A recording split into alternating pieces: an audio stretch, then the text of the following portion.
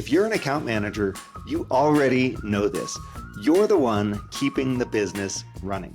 You own the client relationships, drive the revenue, and solve the tough problems for your customers. But here's the challenge. Most companies don't give account managers the training or recognition they deserve. That's what you'll get here on the Account Management Secrets podcast. I'm Alex Raymond, and after working with thousands of account managers, I know what separates the best from the rest. In this show, we cover exactly what you need to succeed, handling tough client conversations, driving renewals and upsells with confidence, and proving your value every single day. There's no fluff, no outdated sales tactics, just real practical strategies you can use right now to grow your accounts and build a successful career. If that sounds like what you've been looking for, hit subscribe and let's get into it. Welcome back to Account Management Secrets. Today is the first time that we have had a repeat guest on the show. And it's really important that we're doing this because it allows us to go deeper into a critical subject matter. And that subject matter is helping our customers to succeed, helping our customers to really feel confident in the decisions that we are making. My repeat guest is Brent Adamson. You'll be familiar with the name if you've listened to episode 38, which came out on June 6th. Or, by the way, if you've read either of his really well-known books, The Challenger Sale and The Challenger Customer, or his brand new book, The Framemaking Sale. If you've seen a preview about this or been on or heard one of his podcasts where he's been talking about this brand new book, that is coming out next week. So I'm super excited to have Brent here so that we can go deeper into the concepts around customer confidence, customer improvement, and all the things that an account manager can learn from this seemingly sales-oriented set of tactics. So Brent, great to see you. Welcome back. Thank you, Alex. It sounds silly, but it is kind of an honor. I mean, it is legit an honor to be invited back. It means either I screwed it up and we need to do it over, or it didn't go so bad as I thought. It's awesome. Indeed, Thank you. We are in good shape. And look, the last time you were here with us, we talked about some really critical reframes. In my perspective, we talked about the concept of customer satisfaction, right, and why that doesn't lead to expansion, but it will help with retention. We talked about customer improvement, really important concept, and how people can start to apply that to their existing portfolio. We also talked about some of the ways that the wires are getting crossed around account management and customer success. And then we started to very briefly talk about the new book, The Framemaking Sale, which is coming out on September 9th. So we're really excited for that.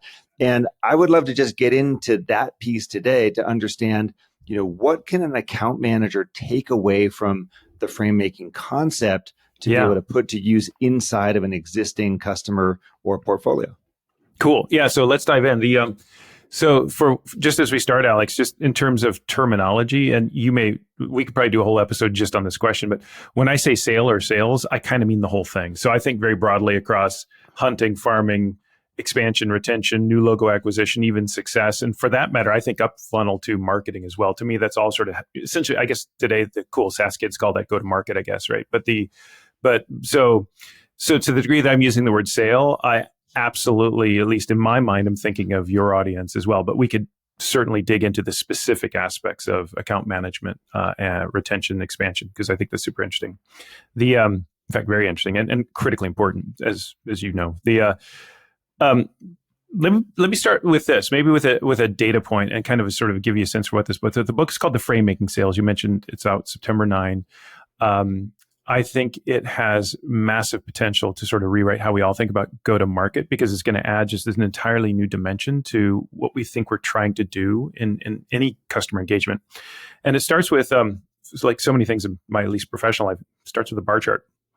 And the bar chart, or the data point, is something that we originally had found a number of years ago at CB Gartner, and it kind of got put on the shelf. But I think it's arguably one of the most interesting things we ever found in our research, which was in an ongoing years-long effort to try to understand what are the things that need to happen in order to increase the likelihood of what we call a high-quality, low-regret purchase. So this is a purchase where the customer buys the bigger solution with the broader scope, with maybe the higher price point and usually oftentimes as larger, more complex decisions come with a certain amount of buyer's remorse or regret. So what we're looking for is that unicorn where it's like, I buy the bigger thing, but feel better about it at the same time.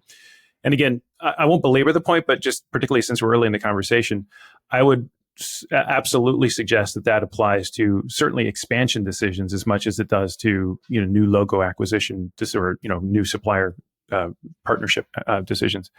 And we should talk about retention too, because that's got an interesting flavor to it. But one way or another, in trying to understand what needs to happen inside a purchase in order to increase that likelihood of a high quality, low regret deal, we've studied, you name it, just about everything we could study in terms of different sales attributes, sales approaches. We took Challenger, broke it certainly into teach, tailor, take control, and all the different components that tested that. We looked at different components of the buying group, how big, how many are involved, different industries. We looked at marketing materials. The point is, we looked at a lot of different things, you name it.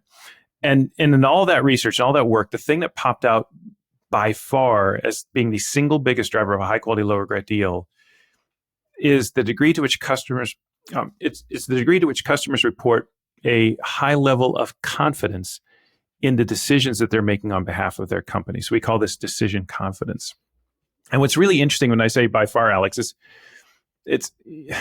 I'm a researcher and I'm kind of a wonk, and so I usually like to talk in terms of data, but by far is a bit of it's just by far. It's like, in other words, everything else was like a 20% increase. Some of the Challenger stuff were nearly like a double, like 100% increase. When customers report a high level of decision confidence, the likelihood of a high quality, low regret deal doesn't go up by say 1x or 2x. It goes up by 10x. It is crazy. It is, again, not a technical term, but it's like there's literally nothing else that comes close, which is simply to say, if customers don't feel confident in the decision they're going to make, they're going to choose not to choose, right? They're going to decide not to decide. And in some ways, I think that feels kind of almost obvious, doesn't it? When you hear it's like, well, I don't feel good about this decision, maybe I better hold off or wait and see or look at it more, or do some more research, call me in 6 months. They never really want you to call them in 6 months, do they? But no. No, they don't. No, right? It's not a thing. But here's where the story, if I may, gets interesting. I'll rattle this off for just give me a minute to kind of, and then I want to get your thoughts on this because it's so interesting. Here's what I find. When I take this data point sort of in the abstract and just show it to, you name it, heads of sales, heads of marketing, success, and certainly to CEOs, the first reaction I get is almost like a no duh. Like, well, of course, right? If customers aren't confident in the decision they're going to make, they're going to choose not to choose. What's interesting is where most certainly supplier leaders, CEOs especially, I find, no disrespect, will go next is they'll say, see, that's why confidence matters so much. Here's the bar chart. Here's Adamson talking fast like he always does. Right. And so what that means is that's why we have to do anything and everything we can in our power to win our customers' confidence. That's why we need to make sure that they think of us as a thought leader. They see us as a trusted advisor. They have to have confidence in our product and our capabilities and our delivery. And it'll go on and on about all the different ways that we need to make sure that customers are confident in us, because here's this Adamson guy saying confidence matters.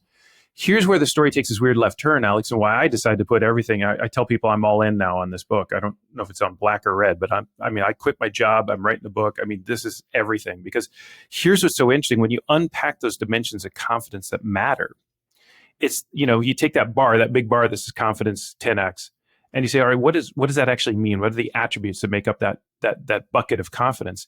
It's things like, from the customer's perspective, how confident are we that we even asked the right questions in the first place? How confident are we that we've sufficiently, researched this challenge? We thoroughly looked at alternatives. And there's a number of dimensions about this that are super interesting. But the highlight that I'd unpack here for now in this little 2-minute sort of elevator pitch is this. When you really dig into it, you know what you find? You find that what really matters isn't customers' confidence in you, the supplier, and your capabilities. What matters is customers' confidence in themselves and their ability to make this decision. How have we asked the right questions? Have we done enough research? Have we thoroughly looked at alternatives?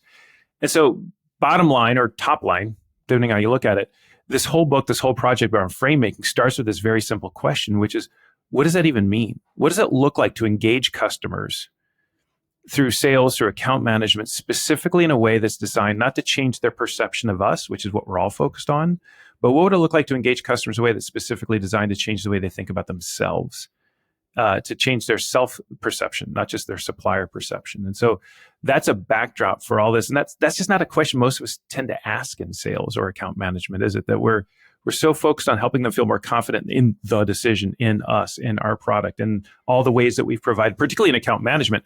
Let me show you all the ways that we've delivered value to you thus far. And we get them confident in value realization, which again is still very much a supplier-centric perspective, and it does matter. But it begs this question: what's the other side of the coin? I think that is super cool. So I will share that in the personality types thing, Brent. I don't know if you do these, but I'm an Enneagram 5. Okay. And so the Enneagram 5 is like the investigator, the person who likes to dig deep. So is probably part of why I like doing a podcast, really figure out what's going on. And so when you say things like, "Are we asking the right questions?" That is something that I love to have this kind of conversation. And I think that a really great account manager, what they will do is they will show up and help the customer like change their view of the world. Right. Not in a biased way. Like they're not going to try to bias toward them or whatever. But what they're going to do is they're going to help the customer see reality more clearly. Yeah. And so if you're showing up with that kind of mindset as an account manager and you're helping to boost confidence in their view of the world and their decision making, that, could that help you? Yes. Could that harm you? Also potentially. But what you're doing is you're showing up to be of service. You're showing up to be of service, and you're kind of hoping that that the outcomes winds up favoring you. That it kind of makes me think about this. There's a concept I talk about a lot called solve bigger problems for your customers. Right. Yeah. So which means that our customers, they all think of us in a certain box. Oh, you're the guy who sells widgets. Oh, you're the person who does this, and that's the frame that they use. Solve bigger problems links up to this confidence gap to say, how do we take a broader view here and really take a step back? So I think that's super aligned with what people are caring about here.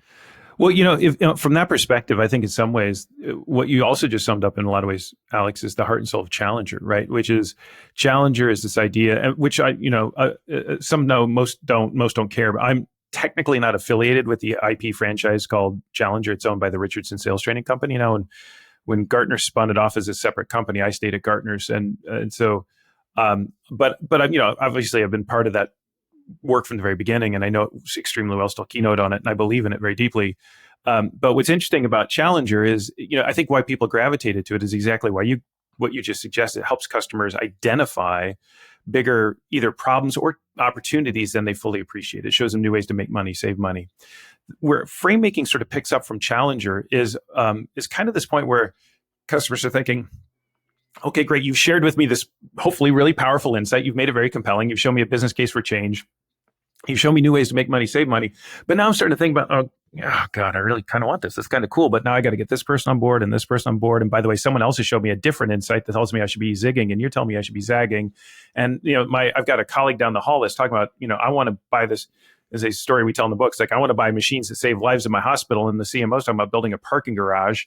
And, and by the way, you're telling me all the great results you've had from this approach with 3 other companies, but knowing my company, how dysfunctional, we'll probably find a way to screw it up. And so the list kind of goes on and on in your head. It's like, oh, you had me at hello, Alex, but no, we're just different. We'll find some way to screw this up. And so there's this whole sort of, I'm confident in the concept Challenger, but am I confident that we can do that we can realize value, that we can even get ourselves, get the cats herded inside our company to make this decision?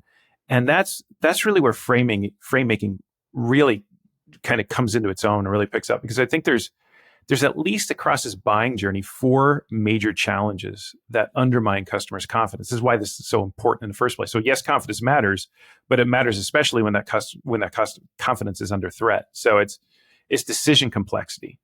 You think about, someone will know that spaghetti bowl diagram that we developed first at Gartner. We've modified it and adapted it for the frame making approach, which is all the different people and places and stops along the way that need to happen in order to get a deal done. It's like, it's not that I don't know how to buy from you. It's I don't know how to navigate my own company and its decision-making process. I'm fighting with this with 4 of our potential customers this week alone. Fighting's maybe the wrong word, but they're frustrated, not because they're frustrated with me. They're frustrated with their own colleagues because they literally don't know how to navigate their own company to get a decision made. So that's decision complexity. Second one is information overload. And information overload is especially troublesome for customers in the time of AI, because now I can just get all the answers I want, but it's just more and more and more. and I think it's this, this is where challenge, I think, in some ways was, I think at its time, we nailed it with luck and a lot of hard work. We really got to the essence of the problem in 2011, which is show up with an insight about your customer and their company, not yours. And that will be highly differentiated. Today, in the world of thought leadership, where everyone's trying to say smart things, it's just like, great, I'll take your insight, your thought leadership, your idea, put it on the stack with the 500 other things I got to read, and I'm just overwhelmed again. The two others, I won't go through. Sorry, I'm kind of, this is what happens, like you wind me up and I get going. But so decision complexity, information overload. The other two are objective misalignment and outcome uncertainty, which I kind of hinted at already, which is I want that, but how do I convince my colleagues to want that? And that's objective misalignment. And the outcome uncertainty is, yes, you've had great results other places, but we'll find some way to screw this up because we're so dysfunctional. And so frame making is really a way for sellers or account managers to engage customers in such a way that they feel more confident in their own ability to navigate those four challenges inside their company. And I think, what's interesting is I think that could actually absolutely be relevant for a renewal decision, but it's undoubtedly true for an expansion decision, right? As we start thinking, we talked last time you and I talked, we were talking about essentially an expansion decision. It's more like a new sale than a retention sale, isn't it? Because you're asking the customer to not embrace status quo, but to embrace change. And from that perspective, anytime you ask customers to embrace change, they'll think, well, I'm down for that change, but we'll screw it up. We're all so bummed out. I think we're all convinced we work at the world's most dysfunctional company, and I've become convinced we're all correct. Yeah. It's like the number of times I've heard people say, we do account management a little bit differently here. And I'm like, actually, you all do it 90% exactly the same. People do focus on the differences or the nuances. Yeah. So we've got to help customers get through these 4 points: decision complexity, information overload, objective misalignment, and outcome uncertainty. So that's our job. And at least it's our opportunity. A lot of us don't see that as our job, right? A lot of us see sorry, I didn't mean to correct or interrupt you, but I get really excited about this. Apologies. But I think traditionally we don't see that as our job. We just get frustrated when we see that happening. We kind of identify and think, what do I do now? And I guess what I would suggest, if I may, not to be pedantic, but I don't know that it's our job. I think it's our opportunity. Do you see what I'm saying? It's like, for the account managers, for the sellers that want to lean into this, rather than running away from this. Because usually, I can't tell you how many sales calls I've been on, both account management and sales over the years, where it's like, look, the customer can't quite figure this up. So, we're like in the rental car on the way into the office to have the sales call or the renewal call. And the sales rep would look at me and say, look, the customer's really struggling with this point and they can't figure this out inside their own organization. So whatever you don't bring it up. Because I don't know if that's ever happened to you, right? Yeah. And this is the exact opposite mentality, which is let's proactively bring it up. Let's identify it, put it on the center of the table, and let's offer up a possible solution for them so they feel more able to navigate this hurdle. Well, so the opportunity framing totally works. And when you think about it as opportunity framing, then you think, well, who's in the driver's seat here? That's the question. Mm-hmm. And too many times as account managers, we let the customer be the driver instead of us. And it's because we assume, the customer's always right or what have you, until you remember they have no idea what they're doing. They only buy our solution once every 5 years, right? Or whatever it is. They have way less exposure to the market. They don't know the risks. They don't know the opportunities. They don't know the outcome, the potential. And what they actually want is they want to be in the passenger seat so that you can get there and drive and show them where to go. 100%. And if you show up with this kind of thing, you show up with this kind of like list of like, here's all the things that we can do to help to make sure that you're making the right decision that works for you. The customer, like immediately their shoulders drop down and they breathe a great big sigh of relief because it's like, okay, fine. This person actually gets it. As opposed to the sales rep or the account manager shows up and pitches their product one more time and tries to convince you all the value that you've gotten from them, right? It's like, I've had this conversation 10 times and it's not even that I doubt you. It's more like, let's give you the benefit of the doubt. Alex, I believe you. I believe that in working with your company, we've gotten all those different dimensions of value they said, but I got to go. We just got a new CFO. We're under a 10% cost cutting. I love you, man. And I want to keep working with you, but I don't know how to do any of that. You know what I mean? And so if you show up and say, but here's my ROI calculator one more time, it's like, got it, but that's just not helpful. It's like, right. And that's, I think where we are right now, it's not just your customers are scared. It's just that they're exhausted. They're kind of resigned. We're all overwhelmed. And if your decision is the make or break for the survival of their company, they're going to cut through all of that and, in urgency. But for most of us, let's face it, it's easier to take the status quo route or the no decision route than to deal with all that kind of effort and confusion. And so if you can be the one seller that shows up in that kind of environment and says, let me help, let me see if I can make this just a little bit easier for you, it's an incredibly powerful differentiator. So how do we start to do that? What are the steps here? So you hinted at one, or even actually kind of laid it on the table, which I think is super interesting. So there's this tendency for us to think that the customer, particularly in account management, right? The customer is always right, because those of us who gravitate a little bit more towards account management, I'm going to speak in just completely unfair generalities, but you'll know where this idea comes from. Like the hunters are the boiler room people, they're the go-getters. There's, let me go whale hunting, all that. And then the account managers are often seen as more the nurturers. Let me take care of my customer. I think that's frankly unfair to both parties, but but that's kind of the stereotype. And the reason why I think we gravitate towards account management sometimes is like, let me just serve the customer. Let me just take care of whatever they'll tell me what they need, and I'll be the one that goes and takes care of it. And I'm going to make them happy and delight them by giving them what they ask for. But to your point, oftentimes they don't know what to ask for. They don't even know what they don't know about how to navigate these complex decisions. And I think that's the key to all this is indeed there is an asymmetry of information. There's an asymmetry of insight. There's an asymmetry of capability. It's just particularly in account management, we always assume that asymmetry skews in favor of the customer. It's their process. It's their company. It's their colleagues. It's their organization. They know better. And chances are not only very good, but almost inevitably true that you actually know better how to navigate these decisions inside your customer's organization than they do themselves, for the very reason you mentioned, which is they're doing it for the first time, or the first time in a long time. You, or at least your colleagues in aggregate, you as a supplier, have just done this with tens, maybe even hundreds, maybe even thousands of customers, and you've seen them wipe out. You've seen them succeed. You've developed individually and certainly collectively an expertise on how to buy your solution or how to make a decision that leads to the purchase of your solution, is probably a better way to say it. And that, so we could talk about, I'll get really deep into the tactical weeds here in a second if you'd like, but I think at a high level conceptually, that's a really important point to understand and appreciate and value, is you probably know better how to buy a solution like yours than your customers do. Well, for sure you do. You know more about the space. So you're more of an expert, not just in your particular product or service or whatever, but generally speaking, how people think about this. You have seen what makes customers succeed. You have seen what makes customers fail or stall. You can share all this. Now, a lot of times we resist sharing this, right? Like we don't want to share the negative stories, for example, right? Or we just want to find the shortcut just to get them to sign the damn piece of paper, and stuff like that, as opposed to really getting in there. And this is why I love this conversation, because it goes back to that solve bigger problems idea. Like if you really get this right, the opportunity can be 10 times bigger because you framed it properly. Like, have you ever done one of these things where you're like working with ChatGPT and you get like 17 prompts in and you're like, da, da, da, da, da, da, and then, it's spouting all this stuff. And then you're like, oh, what about X? And then the thing goes like, oh yeah, well, of course. Now, if you want to think about it that way, and like, totally redoes everything for you. And then the whole thing shuffles, right? And then all of a sudden, so before I was saying A, now it's totally M. It's like, wait, what? Did you just said with conviction, said being AI, right? But it's like, AI, you just told me with conviction that the right answer is A. I changed one tiny variable, just a half step, and now you're saying something completely different, right? So how am I supposed to be confident not in AI? Well, yes, that's a problem. But how am I supposed to be confident in me and my decision based on that? Exactly. In fact, here's a true story that I tell now because it happened to me just about 3 weeks ago. I find really interesting because a lot of people assume in the world of AI that customers are now even more empowered than ever before with more information. They can make these decisions. They can use AI to write the entire RFP and just send it out to 3 suppliers and get a price and basta, you're done. I never have talked to a sales rep at all.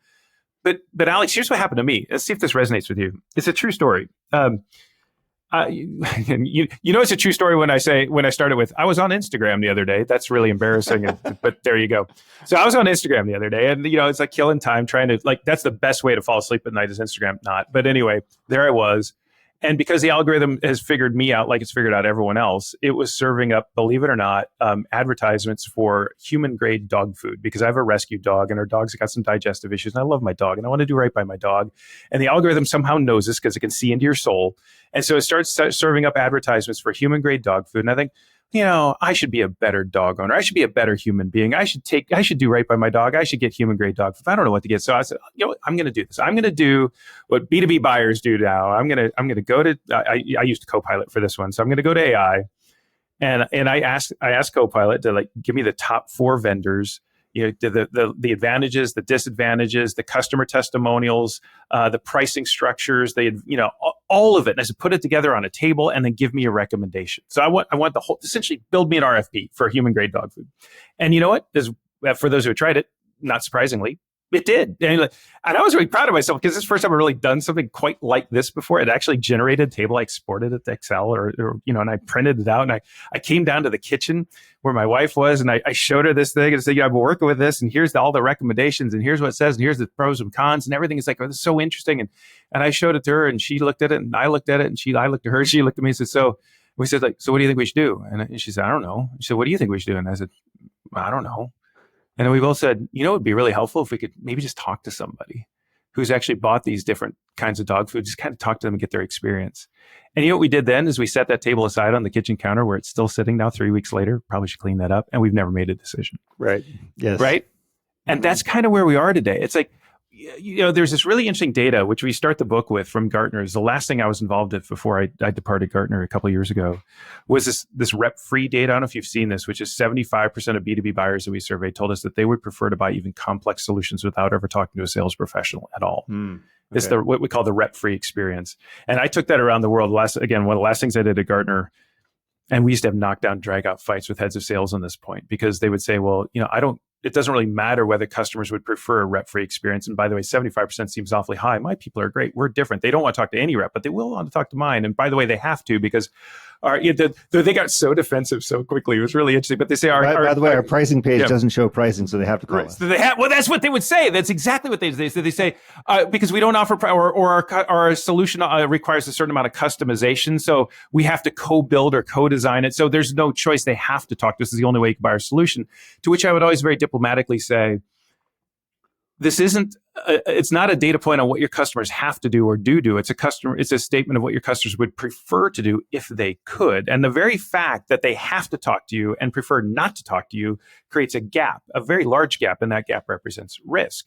And so the book starts with this really interesting question, which is, what would it take to be the one sales professional that customers do want to talk to? What would that look like? And this is our answer, is this idea of frame making. But the reason I brought all that up, went on that slight tangent there, Alex, is because what's interesting about that data point, to be fair to it and all the work we were doing at Gartner, is it's 75% of B2B buyers of complex sales prefer a rep-free experience. It doesn't necessarily say they prefer a human-free experience. And I think this is what's really interesting, is we just show up, which, by the way, particularly in account management, so many of us aspire to do anyway, is to not show up as a salesperson, but just show up as a helpful human being, right? And when you adopt this very almost supplier agnostic approach, which is not customer centric, but truly supplier agnostic, which is, we don't call this a methodology, by the way, Framemaking, we call it a mindset. And the mindset essentially is, how can I help my customers make the best decision they can in as little time as possible? That's the heart and soul of this. And if you want to be the one seller that customers actually do want to talk to, is be the person that shows up, just help them make good decisions that they feel good about. Yep. And if that decision doesn't necessarily always lead to you, that's why the second part, in as little time as possible, matters, because if I'm going to lose, I want to lose early. But if that's your primary posture, and if that's how your customers perceive you, even if they don't choose you now, you'll be the first person they call next time, because you're the only one that helps them feel better about the decisions they're making. And we think that's so. How do we kick off this kind of conversation with a customer? I'm an account manager. I've got a renewal coming up at the end of the year, or I've got some great big expansion opportunity in Q1. I know there's a bunch of stuff going on. Like, how do I roll up my sleeves and actually move the ball forward here? So let's get into real brass tacks here. So super tactical. And there's, by the way, the book is one of the things we want to lean very heavily on in the book is big ideas. And that's what I've been prattling on about now for I don't know how many minutes of these big ideas. But then we tried very much to complement, so like almost in the weeds, but very tactical sort of nuts and bolts tools. And so the book bounces back and forth. So here's at least one of them. You mentioned earlier, which I totally agree with you, by the way. So you and I are in similar situations where you talk to lots of different companies, right? And so every company starts that conversation with "we're different," don't they? Yes, they like, do. Yep. and then whatever they say next, you've already heard 5 times. Isn't that fascinating? 100%. I found that so fascinating. See, Brent, here, we just do key account management completely differently. Tell me a little bit more about it. And here's the truth. It's like literally you just heard that 3 times before. But the other thing that's interesting about that is virtually every one of those same companies that just insisted that they're different said, but you know what I'd really like to know? I'd like to know what other companies like me are doing. Right? Yeah. I want to know the standard. I want to know the standard. I want a playbook. I want a best practice. Right? Yeah. But which I find, by the way, you put those 2 things together, it literally makes no sense. I'm totally different, and I want to know what other companies like me are doing. But nonetheless, Robert Cialdini, I'm sure you know the book Influence. So you just like talk about the Mount Rushmore of gods of sales and marketing ideas. But in his book Influence, he talks a lot about this idea of social proof. And social proof is this really important point, not just for sales and marketing, but for humans, all of us, that we're often more influenced by people like us, right? That's like, well, I want to know what people like me are doing. And that's exactly what your customers are saying when they say, I just love to know what other companies like me are doing. Well, take that point, put it together with that asymmetry of knowledge we were talking about a couple of minutes ago, that you know better how customers buy than they do themselves. And what you get is not just this really cool opportunity. What you get is actually a very, very simple tactical phrase. We call it the phrase that frames. By the way, you'll always know that you have the first printing of the book, because in that version, which is the one that's coming out on September 9, we call it the phrase that pays. And that felt a little too boiler room for me, and I kind of hate it now. So now we call it the phrase that frames. So later books, you'll get that. But anyway, the phrase that frames is simply this. It's some version of this. It doesn't have to be exact. In fact, it should never be exactly this, but some version of, in working with other customers like you, one of the things that we've been surprised to learn is X, and fill in the blank. That there's so much going on to unpack that sentence, even in a little bit. We ran our first frame-making workshops last week in California with a very large tech company, and we were actually practicing the phrase that frames. And it was really interesting because I was demonstrating to, there's about 20 sales professionals in the room. I was like, okay, now change, you said I, change that to we, right? Now you said they, change that to that. Like we're literally at the level of playing with pronouns, changing pronouns and like now add a word that describes a certain emotion. And this phrase that frames takes on all sorts of different dimensions as you do this. So in working with other customers like you, so I've just told you, I've got some social proof. One of the things that we've been surprised to learn is, and so I'm not telling you, I know this and I'm here to tell you what to do. I'm kind of learning with you. I learned this. I'd like to share with you what I learned, because I think you'll find this interesting to learn this too. So I've just put myself on the same side of the table with you as a co-learner, as opposed to, because one of the things we know from our data that was in the Sense Making for Sales article that in HBR that we wrote, that's also part of this book in some ways, is that if you show up as an expert, Alex, and take the expert posture, I've been doing this for 30 years, Alex, here's what you need to do. You actually do damage. You actually decrease likelihood of confidence. And the reason why is because if I show up and try to convince you how great I am, or how smart I am, or how experienced I am, or how much expertise I have, it turns out in this weird sort of way that what I'm trying to do is solve not for your confidence in you. I'm trying to solve for your confidence in me. Trust me, Alex. Right. And it actually backfires. Right. So by what do they call it? The expert doctor or something like that? Isn't that the frame for it? I don't know. I'm not sure, but yeah, we simply call it just this posture of expertise. And what's interesting is when you connect them. So what we talk about is simply this: is rather than adopting this role of expert, what if we were to adopt the role of connector? That your real value or potential value isn't to tell your customer what you know, what you think, what you've seen, but to connect your customer to other customers like them, to social proof from other companies, what they know, what they've seen, what they've learned. And your real value isn't what you know. Your real value is your access. And that's such a different way to think about your role. And I think a really exciting one, because, when I go talk to college students in sales, like the University of Texas at Dallas and other places, I'm trying to get myself into CU Boulder out by you. Yeah, I'm come talk to that sales program, right? Since my daughter's there too. Anyway, it gives me an excuse to visit her. But, because you think about, like, particularly seniors in college are 22, 23, maybe 21 still, right?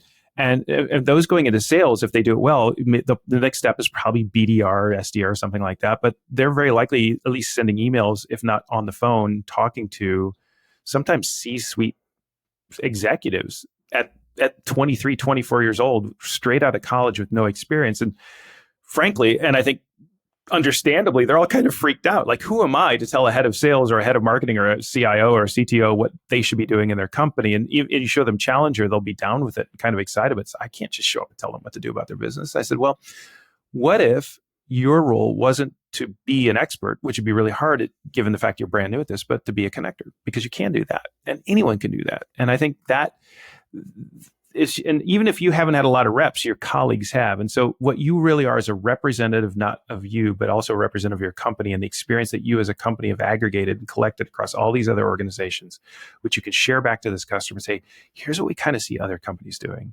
And again, if you add this little surprise or this posture of learning, then it's like, one of the things we've seen, it's kind of weird. I'd love to get your reaction to this, which is that's the posture I take in a lot of the research. It's a great way to disarm objections right? too.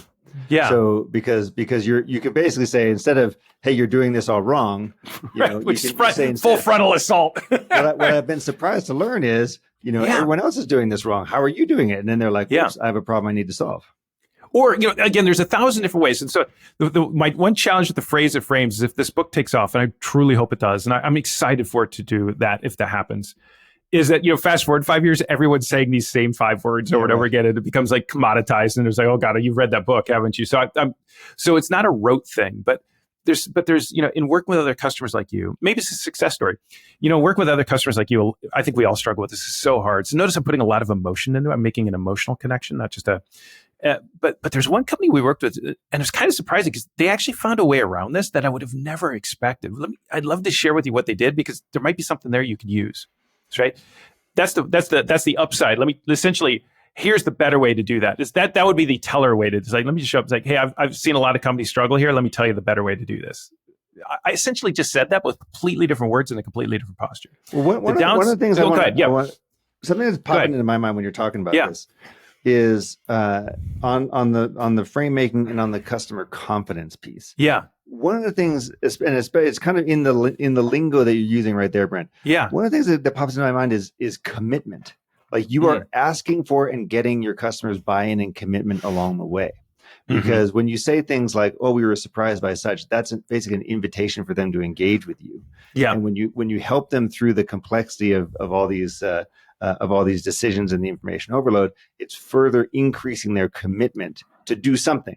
Right, not necessarily your path, but to do something, and to do something. Those are, guess what? Those are all hallmarks of long-term, highly profitable customer relationships, because they feel like they have skin in the game.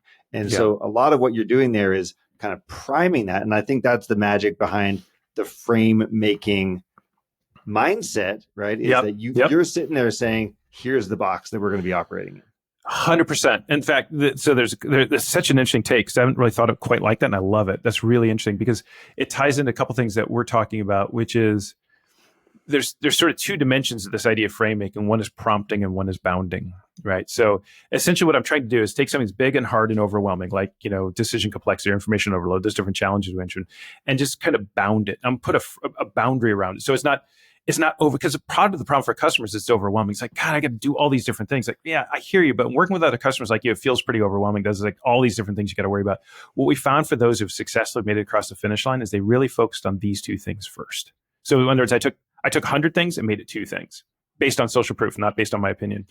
I could add to that a prompt, or I could do a prompt instead, which is, there's a lot of things that get in the way. It is really overwhelming. The one that seems to get in the way that we all sort of overlooked that you might want to get on your radar screen, because we've got some great advice from others this is really helpful, is to think about it from this perspective. So I've just prompted you to think about something. So and you can combine those two, and you can do all sorts of different things with them in prompting and bounding.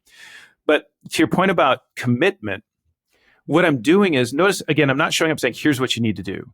I'm creating a frame through prompting and bounding within which there are degrees of freedom for you to choose to act. So I'm leaving you the agency. That's how we think about commitment, as we think of this idea of agency. So it's all about, I'm making it easier for you, but I'm not telling you what to do. The agency has to stay in the hands or in the control of the customer, because again, it's not their confidence in you, but their confidence in themselves that you're solving for. So they're the ones that ultimately have to make the choice. So you make, there's a Peloton coach who talks about this, I make suggestions, you make decisions, right? It's kind of that same idea. So if there's any Peloton people know exactly what I'm talking about, perhaps, but I don't know, sorry, that was weird. I went in a very strange place, but I think it's a great phrase. Like, we're going to, through social proof, give you some ideas of, like, it comes down to probably these 2 or 3 things.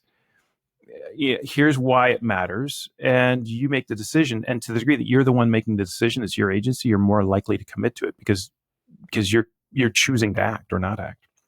So what are we seeing here? And I know this is early. I know the concept is early. The book is coming out, But like, Yeah.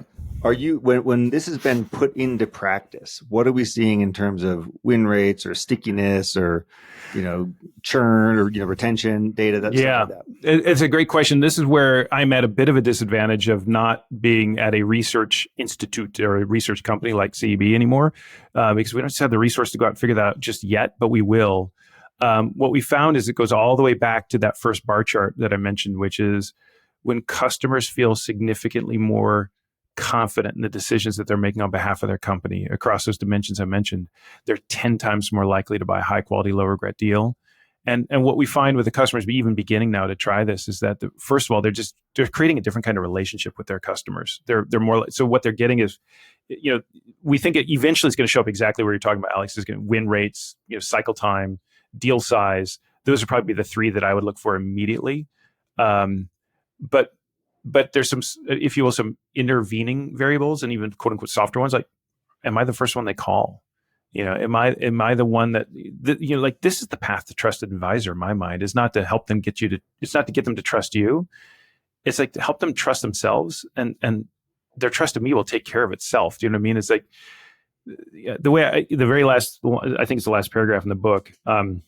And I put it in the very last because if I started the book like this, probably most salespeople would pick it up, read the first paragraph, and never read any more of it. But so I put it at the very, don't lead with your big idea, lead to it, just like Challenger, right? So